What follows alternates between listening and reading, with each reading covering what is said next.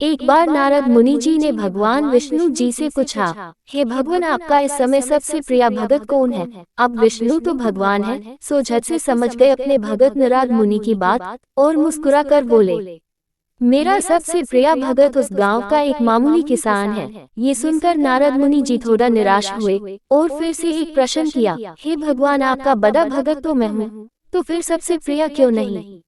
भगवान विष्णु जी ने नारद मुनि जी से कहा, इसका जवाब तो तुम खुद ही दोगे। जाओ एक दिन उसके घर रहो और फिर सारी बात मुझे बताना। नारद मुनि जी सुबह सवेरे मुंह अंधेर उस किसान के घर पहुंच गए। देखा अभी अभी किसान जागा है और उसने अब से पहले अपने जानवरों को चारा वगैरह दिया।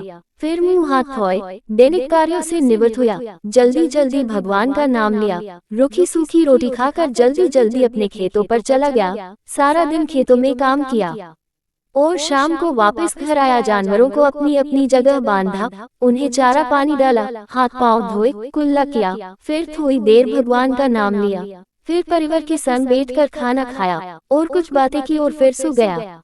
अब सारा दिन ये सब देखकर नारद मुनि जी भगवान विष्णु के पास वापस आए और बोले, भगवान, मैं आज सारा दिन उस किसान के संग रहा, लेकिन वो तो ढंग से आपका नाम भी नहीं ले सकता। उसने थोड़ी देर सुबह थोड़ी देर शाम को, और वो भी जल्दी जल्दी आपका ध्यान किया, और मैं तो 24 घंटे सिर्फ आपका ही नाम जपता हूँ। क्या अब भी आपका सबसे प्रिय भगत वो गरीब किसान ही है? भगवान विष्णु जी ने नारद की बात सुनकर कहा, अब इसका जवाब भी तुम मुझे खुद ही देना।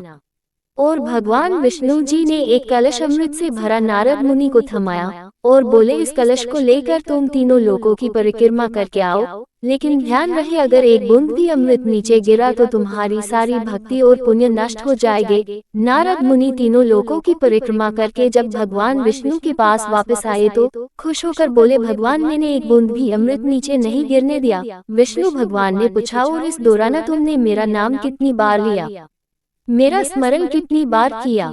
तो नारद बोले, अरे भगवान जी, मेरा तो सारा ध्यान इस अमृत पर था, फिर आपका ध्यान कैसे करता?